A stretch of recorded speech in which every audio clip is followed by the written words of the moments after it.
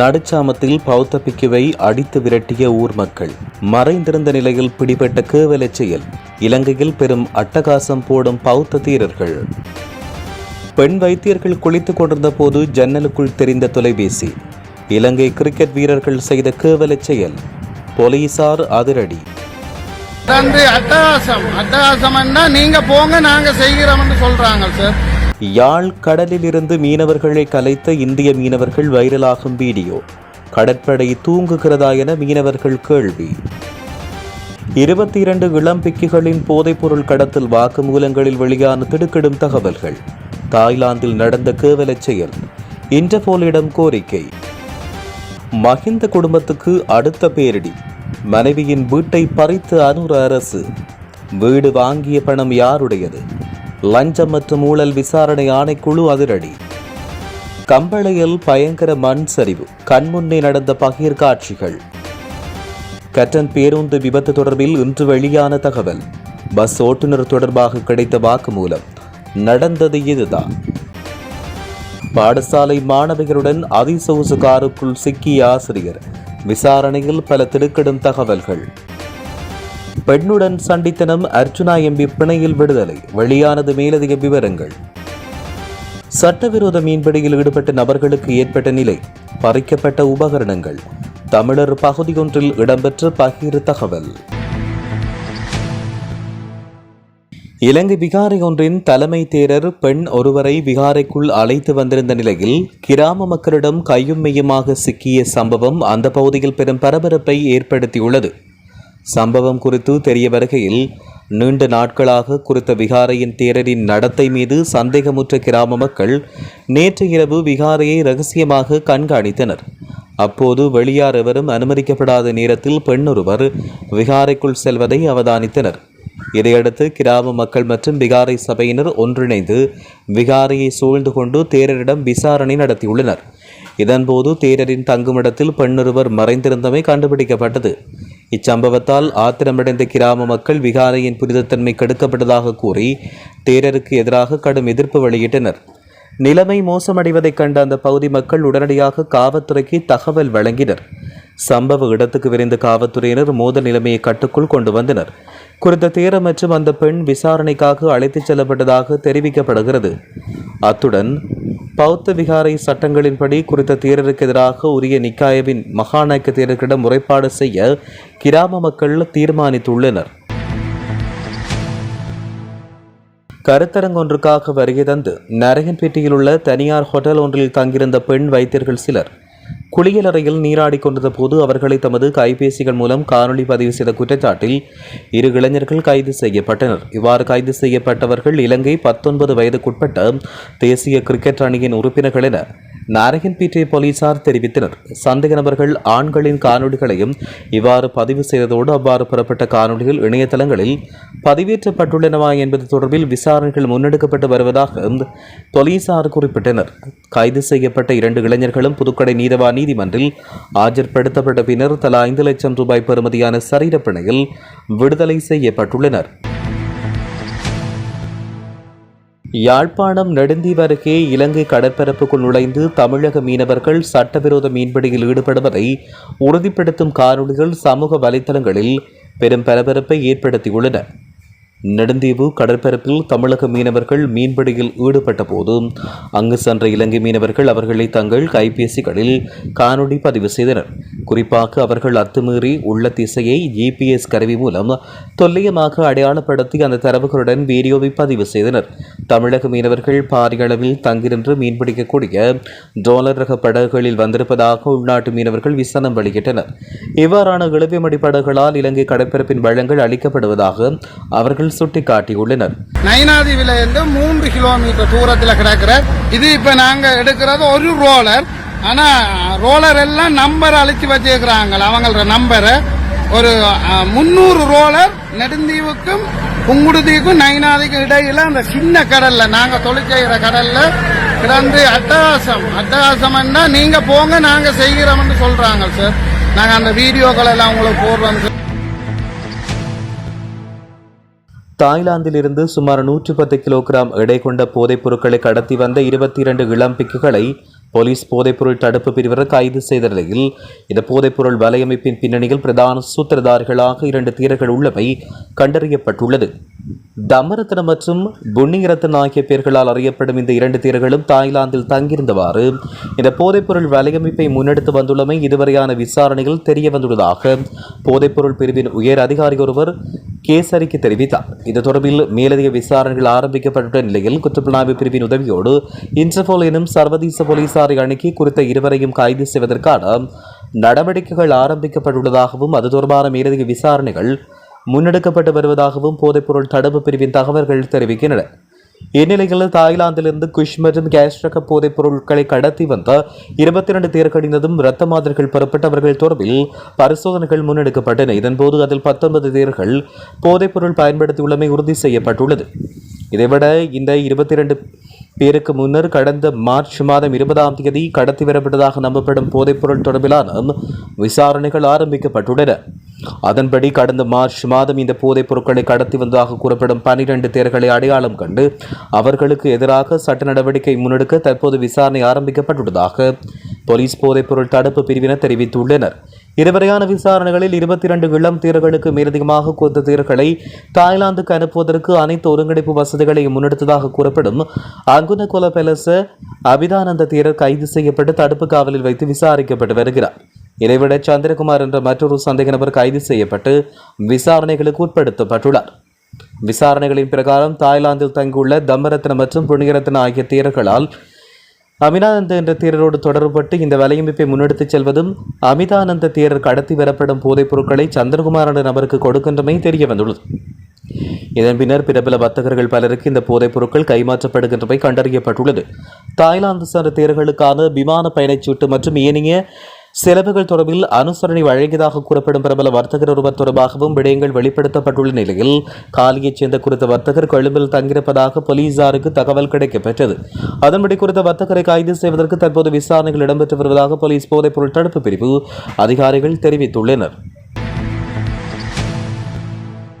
முன்னாள் ஜனாதிபதி மஹிந்த ராஜபக்சவின் மனைவி ஷிரந்தி ராஜபக்சவுக்கு சொந்தமான கொழும்பின் டொரிங்டன் பகுதியில் உள்ள ஒரு வீட்டை வாங்குவதற்கு பணம் எவ்வாறு பெறப்பட்டது என்பது குறித்து லஞ்சம் மற்றும் ஊழல் குற்றச்சாட்டுகளை விசாரிக்கும் ஆணைக்குழு உடனடி விளக்கம் கோரியுள்ளது.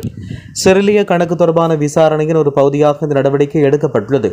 மேலும் சம்பந்தப்பட்ட சொத்து சட்டவிரோதமாக பெறப்பட்ட பணத்தில் வாங்கப்பட்டதாக சந்தேகிக்கப்படுகிறது. இந்த விளக்கம் அளிக்கப்படும் வரை கேள்விக்குட்பட்ட வீட்டின் உரிமையை மற்றொரு தரப்பினருக்கு மாற்றுவதற்கு நிறுத்தி வைக்கப்பட்டுள்ளதாகவும் ஆணையம் தெரிவித்துள்ளது. வீடு எவ்வாறு வாங்கப்பட்டது என்பதை உரிமையாளர் வெளியிட தவறினால் முறையான விசாரணையை தொடர்ந்து நீதித்துறை நடவடிக்கை மூலம் அந்த சொத்தை செயலிழக்க செய்ய நடவடிக்கை எடுக்கப்படும் என்று தெரிவிக்கப்படுகிறது. இதனிடையே சொத்துக்கள் விசாரணை தொடர்பாக முன்னாள் ஜனாதிபதி மஹிந்த ராஜபக்ஷ சமர்ப்பித்த பிராமண பத்திரத்திலும் குறைபாடு உள்ளது என்று இதற்கிடையில் சொத்துக்கள் விசாரணை தொடர்பாக முன்னாள் ஜனாதிபதி மஹிந்த ராஜபக்ஷ சமர்ப்பித்த பிரமாண பத்திரத்திலும் குறைபாடு உள்ளது என லஞ்ச ஆணைக்குழு தெரிவித்துள்ளது.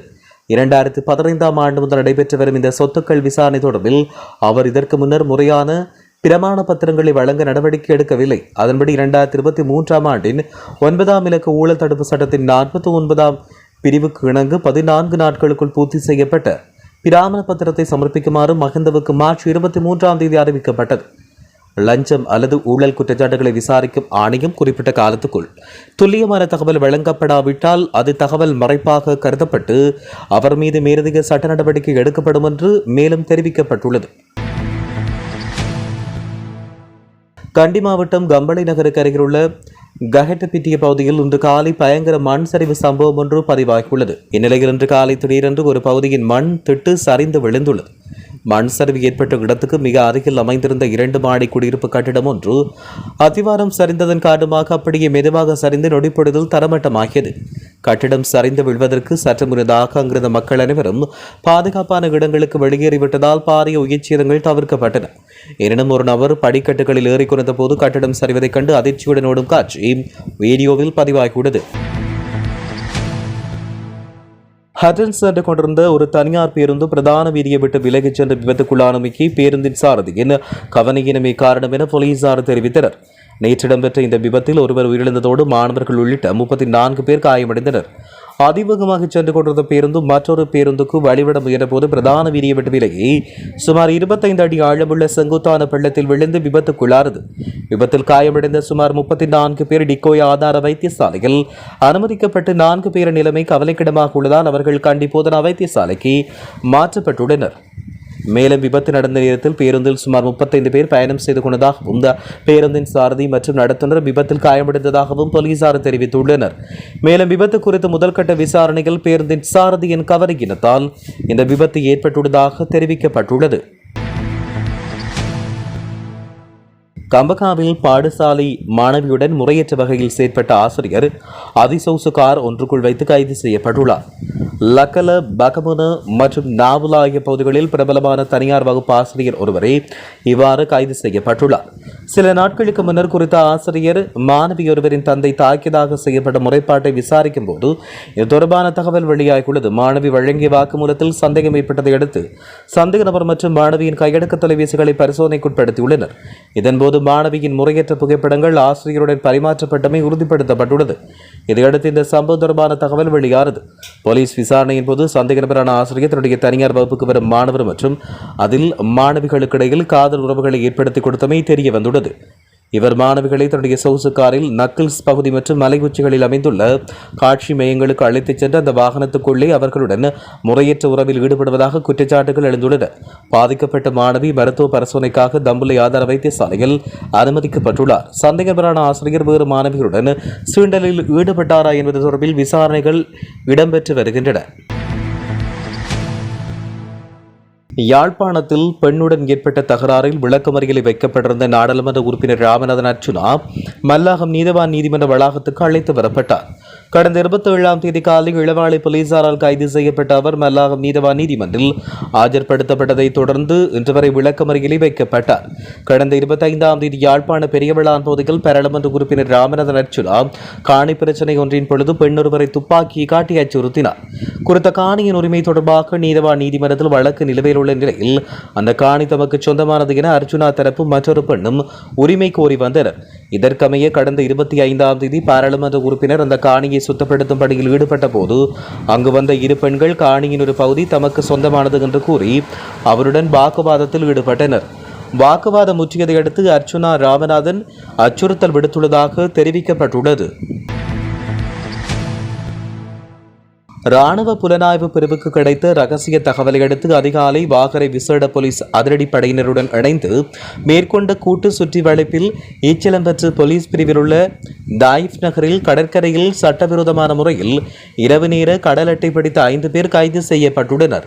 சம்பவம் குறித்து தெரிய வருகையில் சட்டவிரோதமாக இரவு நேரம் கடல் அட்டை பிடிப்பு நடவடிக்கையை முடித்துக்கொண்டு கடலில் இருந்து கரைக்கு திரும்பிய சந்தேக நபர்கள் பிடிபட்ட கடல் அட்டைகளையும் இதர உபகரணங்களையும் லொரியொன்றில் ஏற்றிக்கொண்டிருந்த போது இந்த சுற்றி வளைப்பு சம்பவம் இடம்பெற்றுள்ளது.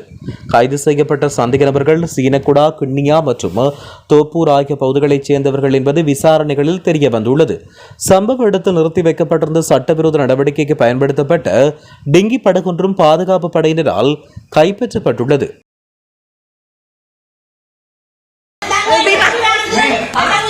நடுச்சாமத்தில் பௌத்த பிக்குவை அடித்து விரட்டிய ஊர் மக்கள். மறைந்திருந்த நிலையில் பிடிபட்ட கேவலச் செயல். இலங்கையில் பெரும் அட்டகாசம் போடும் பௌத்த தீரர்கள். பெண் வைத்தியர்கள் குளித்துக் கொண்டிருந்த போது ஜன்னலுக்குள் தெரிந்த தொலைபேசி. இலங்கை கிரிக்கெட் வீரர்கள் செய்த கேவலச் செயல். போலீசார் அதிரடி. அட்டகாசம் நீங்க போங்க நாங்க செய்கிறோம் சொல்றாங்க சார். யாழ் கடலில் இருந்து மீனவர்களை கலைத்த இந்திய மீனவர்கள் வைரலாகும் வீடியோ. கடற்படை தூங்குகிறதா என மீனவர்கள் கேள்வி. 22 இளம் பிக்கிகளின் போதைப்பொருள் கடத்தல் வாக்குமூலங்களில் வெளியான திடுக்கிடும் தகவல்கள். தாய்லாந்தில் நடந்த கேவலச் செயல். இன்டர்போலிடம் கோரிக்கை. மஹிந்த குடும்பத்துக்கு அடுத்த பேரிடி. மனைவியின் வீட்டை பறித்து அனுர அரசு. வீடு வாங்கிய பணம் யாருடையது? லஞ்சம் மற்றும் ஊழல் விசாரணை ஆணைக்குழு அதிரடி. கம்பளையில் பயங்கர மண் சரிவு. கண்முன்னே நடந்த பகீர் காட்சிகள். கட்டன் பேருந்து விபத்து தொடர்பில் இன்று வெளியான தகவல். பஸ் ஓட்டுநர் தொடர்பாக கிடைத்த வாக்குமூலம். நடந்தது இதுதான். பாடசாலை மாணவிகளுடன் அதிசொகுசு காருக்குள் சிக்கிய ஆசிரியர். விசாரணையில் பல திடுக்கிடும் தகவல்கள். பெண்ணுடன் சண்டித்தனம், அர்ச்சுனா எம்பி பிணையில் விடுதலை, வெளியானது மேலதிக விவரங்கள். சட்டவிரோத மீன்பிடியில் ஈடுபட்ட நபர்களுக்கு ஏற்பட்ட நிலை, பறிக்கப்பட்ட உபகரணங்கள், தமிழர் பகுதியொன்றில் இடம்பெற்ற பகிர் தகவல்.